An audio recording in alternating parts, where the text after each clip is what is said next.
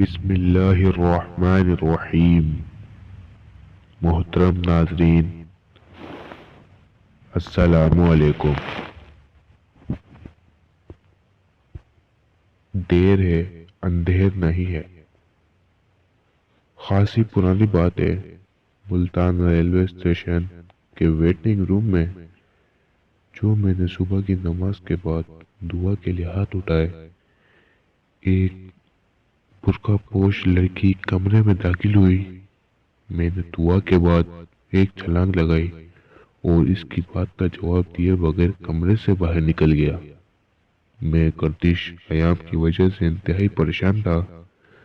زمین کے جھگڑے کی وجہ سے مخالفین مجھے قتل کرنے پر تلے ہوئے تھے۔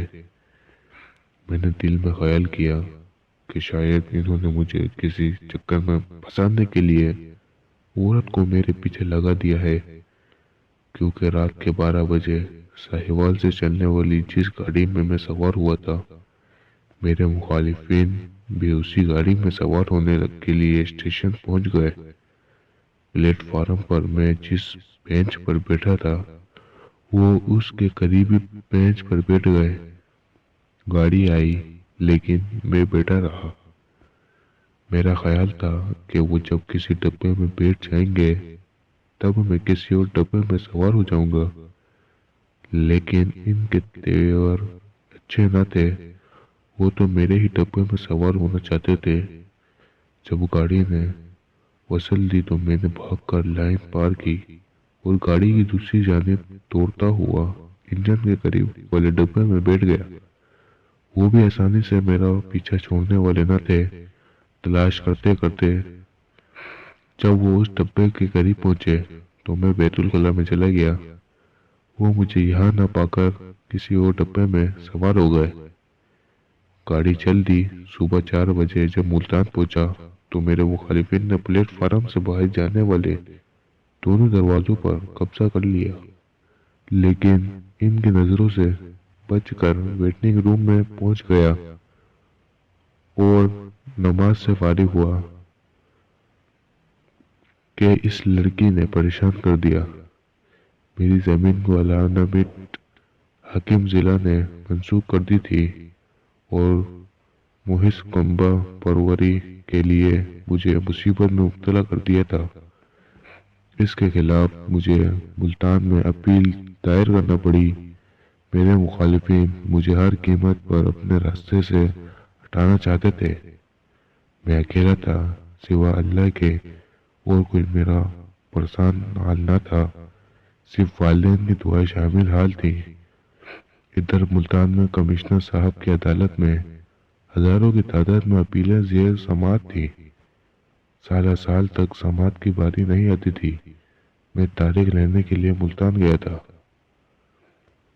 وہ لڑکی بھی اسی طرح زمین کی الاٹمنٹ کے ذکر میں اپنے مخالفین کے ہاتھوں بری طرح پریشان تھی اور مجھ سے کمشنر کے دفتر کا پتہ پوچھنے اور رہنمائی حاصل کرنے کے لیے اندر چلی آئی تھی۔ جب میں بھاگ کر باہر نکلا تو وہ بھی گھبرا کر باہر آ گئی۔ میں نے اس سے سختی سے پوچھا، اس طرح مولانا ویٹنگ روم میں آنے سے تمہارا کیا مطلب ہے؟ اس نے نہایت دھیمی آواز کے ساتھ انتہائی انکساری سے کہا، جی میں تو آپ سے صرف ایک بات پوچھنا چاہتی ہوں۔ معلوم ہوتا تھا کہ آواز اور گواہ اس کا ساتھ نہیں دے رہے تھے۔ جب میں نے اس کی یہ حالت دیکھی تو اس کا حوصلہ بڑھاتے ہوئے کہا، ہاں کہو کیا کہنا چاہتی ہو؟ اس پر اس نے زمین کی الاٹمنٹ کی منسوخی اور مخالفین کے جور و ستم کی ساری داستان سنائی۔ جب میں ساری کہانی سن کر میں نے کہا، آپ دونوں ناانصافی کا شکار ہیں، اطمینان رکھو، اللہ کے ہاں دیر ہے اندھیر نہیں۔ ہم کمشنر کے دفتر روانہ ہو گئے۔ وہاں مسل تلاش کرنا آسان کام نہیں تھا۔ ادھر اس لڑکی نے کہا کہ میری والدہ کا آخری زیور بھی فروخت ہو گیا، جس میں سے صرف 50 روپے میرے پاس ہیں۔ اس کے بعد ہمارے پاس کھانے کے لیے کچھ نہیں ہوگا۔ میری مالی حالت بھی کچھ ایسی تھی، لیکن دل گواہی دیتا تھا کہ مصیبت کے دن ٹل جانے کا وقت قریب ہے۔ ہماری مسئلے مل گئی تھی۔ اب کیس کی سماعت کے لیے وکیل کی ضرورت تھی، لیکن ہمارے پاس وکیل کرنے کے لیے پیسے نہیں تھے۔ اتفاق سے پہلے میرے کیس کی سماعت ہوئی۔ افسر مجاز انتہائی انصاف پسند تھے۔ انہوں نے میری ایک ایک بات کو غور سے سنا اور فیصلے میں میرے حق میں دے دیا۔ مجھے انصاف حاصل کر کے خوشی تو ہوئی، لیکن ساتھ ہی دوسری کیس کی سماعت کے خیال سے دل بیٹھ رہا تھا۔ چنانچہ دوسرے کیس کی سماعت شروع ہوئی تو میں نے یوں کیس کی وضاحت کرنا چاہی۔